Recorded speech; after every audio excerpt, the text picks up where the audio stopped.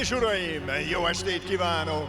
Szeretettel üdvözlöm Önöket a Hell Boxing Kings második negyeddöntőjén Miskolcról. Ladies and gentlemen, good evening and welcome to the Hell Boxing Kings second quarterfinal. Coming to you live from the beautiful city of Miskolc, Hungary! Hölgyeim és uraim, kérem fogadják szeretettel a kék sarokba érkező szlovák tehetséget. Ladies and gentlemen, making his way to the blue corner, please welcome a talented fighter from Slovakia, Juraj Bona!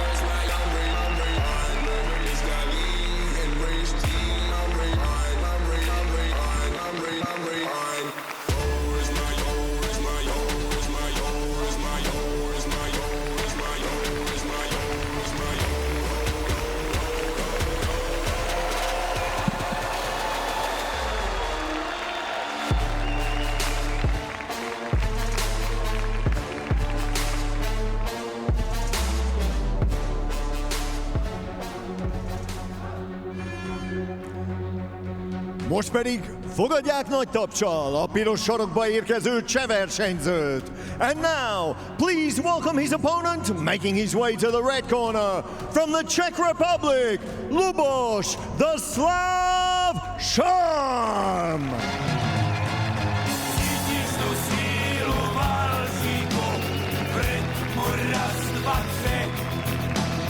Seber svůj sentiment, sevřel ty slzy sem patří.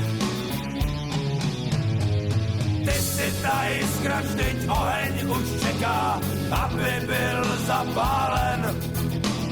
V duších jsme zamčený, otevři nám, chceme ven. No, poznal jsi můj pláč, jméno je záč, a smrt to je svět, jak krásná.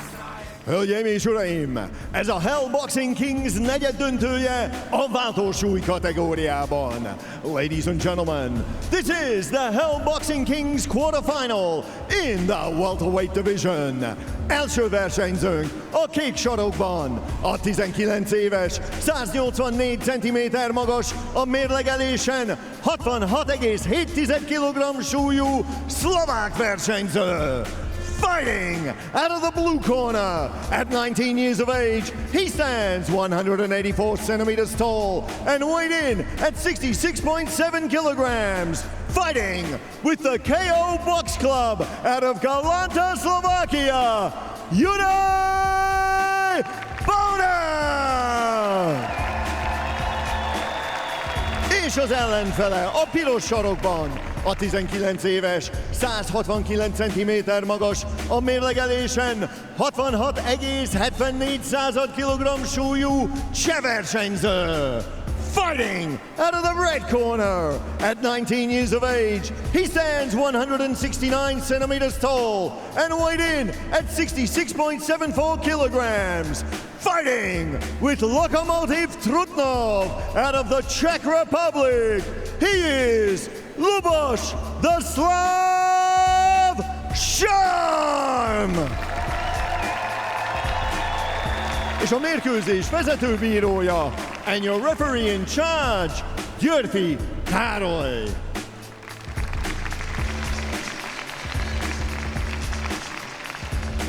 Hát akkor csapjunk bele itt a Hell Boxing Kings második adásába, illetve és annak az első mérkőzésébe. 67 kg-os mérkőzéssel kezdünk.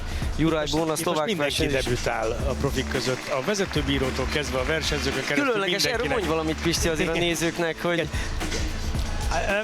Ugye ezt a Hell Boxing Kings Tournamentnek a kiírásában van, hogy ezek már profi mérkőzések, úgyhogy mindenki már a profi szabályok szerint félmeztelenül és a profi szabályoknak megfelelően végzi a tevékenységét, ezért van ugye 4x3 perc, és hát Györfi Karcsi, a vezetőbíró is most debütál a profi tagozatnál. neki is az első mérkőzése, mint profi mérkőzésvezető. Minimális különbségek vannak, de ebből már felkészül. Igen.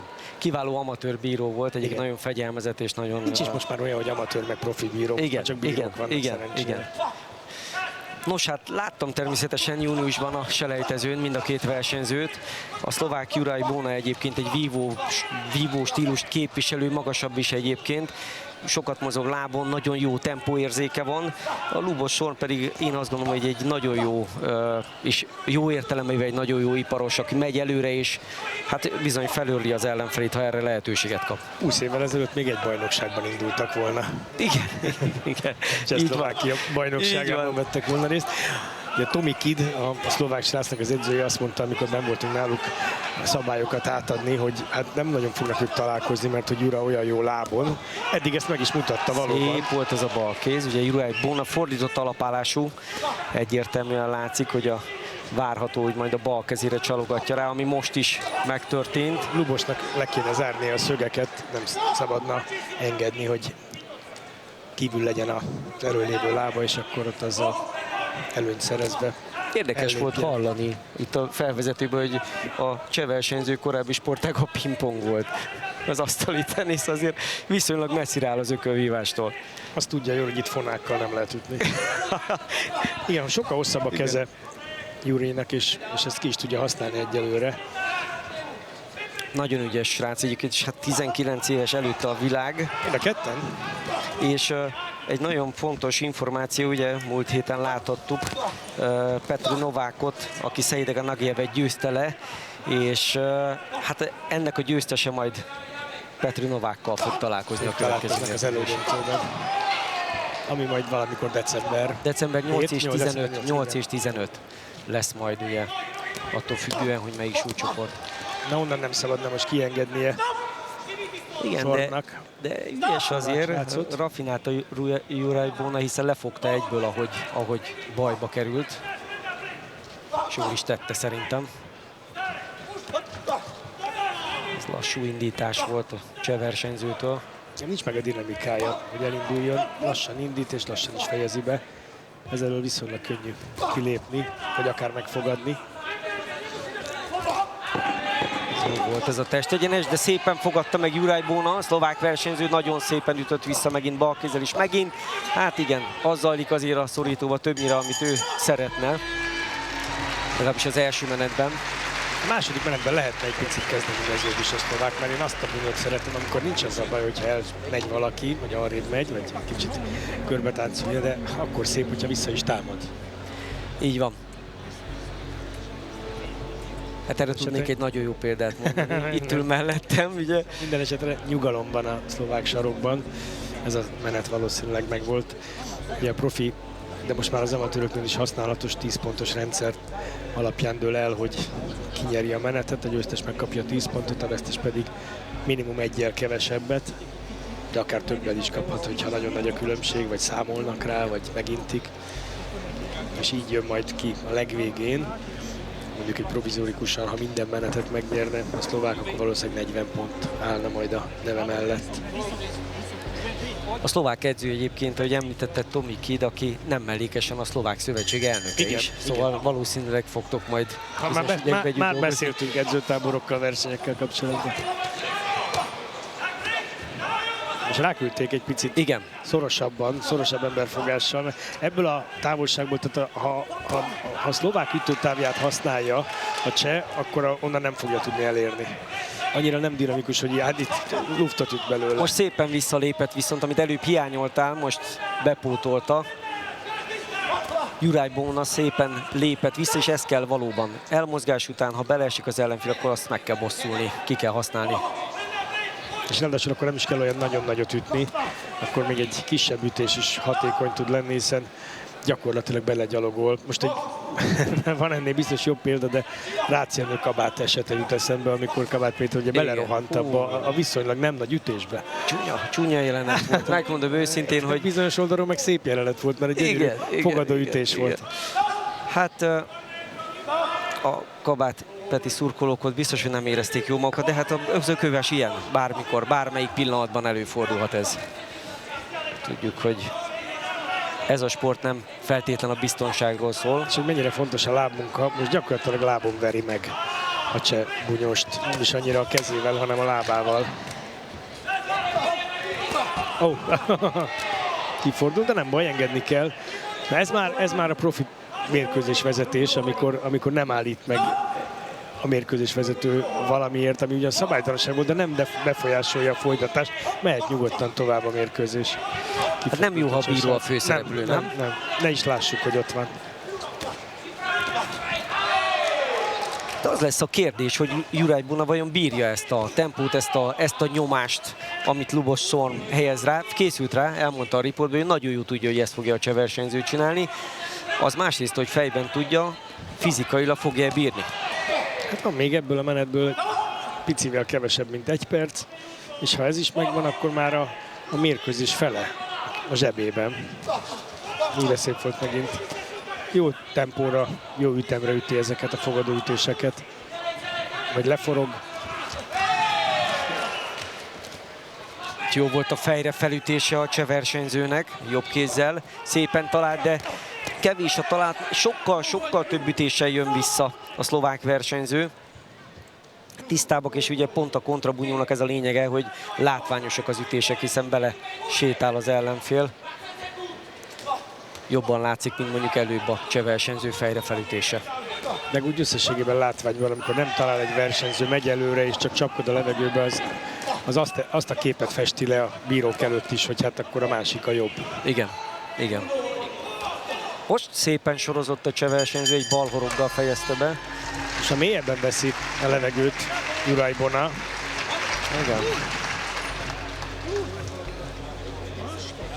Igen, az se jó, hogyha nagyon magára húzza, tehát nagyon magára engedi, mert akkor folyamatosan menekülnie kell. Meg kellene egy-két erősebb ütéssel, egy-két határozottabb ütéssel azért jelezni kell, hogy itt vagyok én is. Tessék lassítani. Hát ilyenkor már azért sűrűbb a levegő fönt, így a második menet után.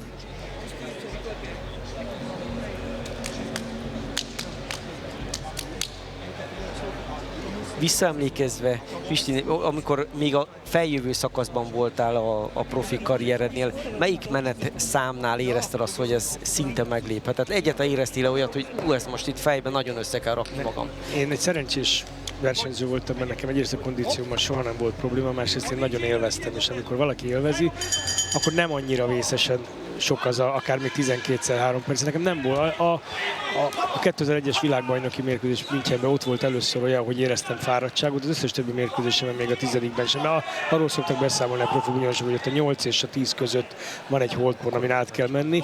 Nekem ilyen szerencsére egyszer sem volt. 4 alkalommal boxoltam 12 menetes mérkőzést, de egyiken sem fáradtam elő, tehát az egyik ugye nem ért végé. Sajnálatos módon az véget ért a 6-ban, de el lehet fáradni akár 3 menet alatt, sőt 1 perc alatt is el lehet fáradni, abban az esetben, hogyha szétesik az embernek a mozgása, olyan szituáció jön elő a szorítóban, ami testidegen számára, akár fizikálisan, de főleg inkább lelkileg, vagy szellemileg, és akkor pillanatokat szét tudnak esni egy bunyósok, úgyhogy még nincs lefutott mérkőzés most sem. Nem ám, egy nagyon szép balossal lépett, megint visszaékén Juraj Bona az egy előzőn, és megint szépen talán, nem is biztos, hogy látható, ez mindenki számára olyan gyorsan, olyan szűken üti ki ezt a balt, egyébként nagyon hatásos, és tisztán talált, tehát az ütőerővel azért szerintem vannak bajok, mert nem áll a lábán, ugye ahhoz, hogy az átmenjen az erő is, ahhoz stabil lábakon kell állni, tehát abban a pillanatban bele kell állni az ütésbe, táncol, de amikor üt, akkor meg kéne, hogy álljon. Ha levegőben van, akkor az nem hatékony. És kétszer is jobban talált a cseh versenyző is. Nem hagyja ő magát, nem adta föl a mérkőzést természetesen. Ugye mivel 4 menetről beszélünk, ezért, hogyha sima menetek vannak, tehát nincs rászámolás, nincs intés, akkor előfordulhat a döntetlen. Összejöhet egy 38-38-as pontozólap, és ilyenkor a pontozóbírónak meg kell jelölni, hogy kit lát jobbnak. Hát volt erre példa ugye múlt héten. Volt bizony. Brass Bence mérkőzésén, ahol a a szlovák óriással. Nem is láttam még ilyen embert, aki ilyen tisztőütésen. Szerintem Bence most tapasztalta meg először azt, hogy milyen bonyolult sportág ez, mert a Starbuckson azon a 3 mérkőzésen, mind a 3 mérkőzésen gyakorlatilag könnyű dolga volt. Zseniális meccs volt. Fú, nagyon izgultam azon a meccsen. Azt hittem azt mondod, hogy álmomban ne jöjjön el. Annyira jó volt, hogy álmomban ne jöjjön el. Hát velem szemben az a szlovák versenyző semmiképpen. Igen, a szlovák versenyző.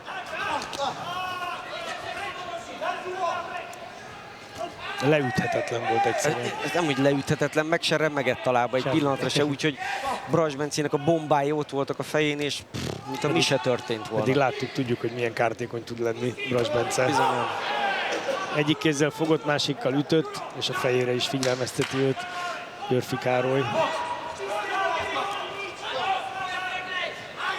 És szétesett a mozgása a szlováknak, tehát hiába mondta ő azt a filmben, hogy nagyon jó felkészült fizikálisan, azért ezt a tempót, még akkor is, hogyha nem kapott nagy ütéseket, úgy néz ki, hogy nem bírja 4x3 percen keresztül. Hát most jön életében először olyan, hogy azt mondják, hogy 4. menet következik. Bizony, ez hatalmas lépcsőfok. Nehéz ezt elképzelni egyébként kintről, főleg egy laikus nézőnek, aki esetleg még boxedzésem sem járt, és ott sem küzdött az edzéseken, de egy mérkőzésen, aki hozzászokott több 10, esetleg 100 meccsen, hogy harmadiknál vége, odáig szól a szerződés, hogy úgy mondjam, hát nagyon rossz érzés visszamenni a negyedikre. Amikor most csak mondjuk a futásban a szigetkör az ugye 5,5 kilométer, és akkor még azt mondanánk, amikor beér, hogy hát még egy 2 kilométert húzzál rá. Hát nagyon rossz hír lenne. Nagyon rossz hír lenne, és hát azért Öcsibától voltak ilyen jelzések annak idén a Svábhegyen. 3 perc válassza el Juri Bonát attól, hogy nagyot lépjen álmai felé. Ha szépen lemenedzseli ezt a rondot, ezt a menetet, akkor abból nagy baj nem lehet. Talán a második menet, vagy a harmadik menetet nem nyerte meg minden pontozó bírónál, az elsőget egész biztosan.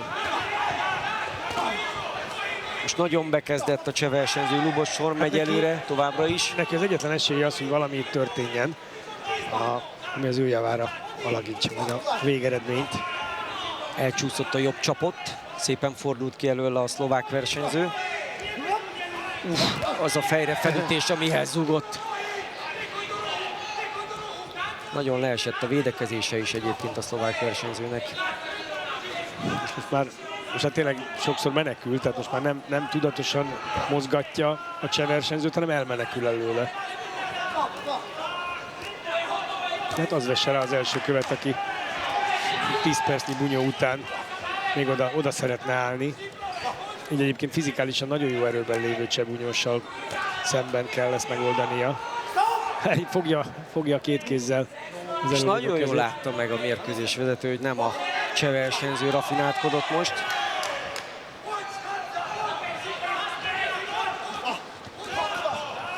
Igen, ezek egyébként most többsége kesztyűre megy a szlovák versenyző ütéseit. Most kettős fedezékkel blokkolja Lubos Sorm.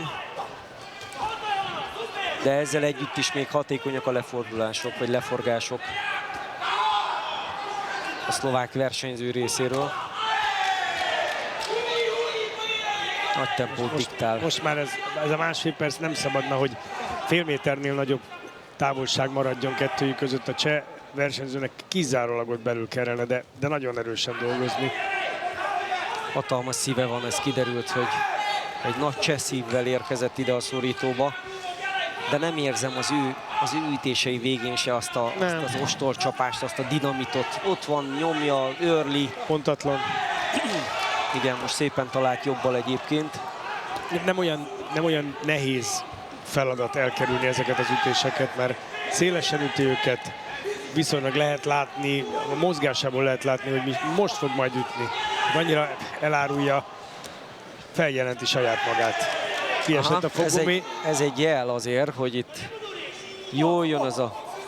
Nem, ezt rosszul értelmezi a vezetőbíró, de valóban lehet folytatni a mérkőzést fogumé nélkül. Még sok idő van, azért még van egy fél perc.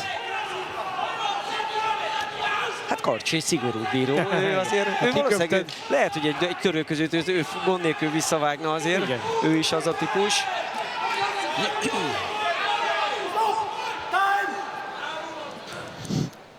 Most viszi. oda lett Hagyta törölni. még érvényes. Igen, mert ugye azt mondja ki a szabály, hogy nem az első adandó pillanatban, hanem akkor, amikor nem akadályozol az akció. Az akció végén, viszont már ugye volt egyszer vége az akciónak, tehát meg lehetett volna előbb állítani, de nincs ezzel semmi baj. Ez a szabály, ez most így megvalósult. Nem zavarta meg az akciót. Hú, vezetőbíró. most szépen talált a cseversenző egy jobb csapattal. Felütésre búcsúzott a végén a szlovák. Nálam ő. Nálam is, és De nem volt olyan jó az utolsó két menetben. igen, igen. Az első két menetben magabiztosan, a harmadik, negyedikben meg ilyen túlélőre játszva, ami problémát jelenthet majd Bizony. neki december Egy döntő, 8-án. ha eljutna, ugye, ott döntőben már 6 menet. És tudom, hogy a haval kezdődő mondatoknak nincs értelme, de Ha itt négy nem ment így. egy-két menet Igen. még itt kapott volna a cseversenző, hát nem tudom. Az első kettő nagyon simán meg volt. Véleményem szerint. Viszont akkor segíts nekem, mert nekem most nem áll össze a kép. Ő most már minimum $10,000. Így van. Ó, akkor jól számoltam. Így van, így van. És ha még egy... Azért megéri még két menetet ráhúzni. Minden, hát azt hiszem, hogy nagyon sok ökölvívó mondanász, hogy már öltözik is át, és jön be a ringbe. Hát ha minden igaz, 14 000-en vágtak neki? Közel 14 000 jelentkező volt, de csak azért, mert lezártuk, hogy nem lehetett tovább jelentkezni, egyszerűen kezelhetetlen volt. Tehát hihetetlen érdeklődés volt ebből a 10 országból, aminek ugye van benne azért akár Azerbajdzsán vagy Magyarországot is ide sorolnám, akik nyilván zseniális ökölvívó múlttal rendelkeznek, de mégsem a Üzbegisztán, Kuba és egyéb a box nagyhatalmak, mégis hatalmas érdeklődés volt, és hát reméljük, hogy nagy löketet ad ez A kérdés, hogy szlovák vagy cseh továbbjutó van ebben a súlycsoportban, váltósúlyban. Ez egyébként ez a legkeményebb súlycsoport véleményem szerint, úgyhogy összességében mindig itt. Hát itt az emberek jelentős része az ilyen 67 kg körüli. A sportemberek jelentős Igen. része. Mind a ketten úgy érzik, hogy ők nyertek. Valaki szomorú lesz. Hát igen, a cseh a végét hozta, a szlovák az elejét, sőt, annyira talán nem is hozta a végét sem, hogy hát kíváncsi leszek. A mérkőzés eredménye a pontozó lapok alapján. Ladies and gentlemen, the judges have scored this bout. Radkai Norbert, 37-39, 37-39. Kovács Bence, 38-38, 38-38. Budai Ferenc, 36-40, 36-40. Így a mérkőzés győztese többségi pontozással. Declaring your winner by you majority decision, Juraj Bóna!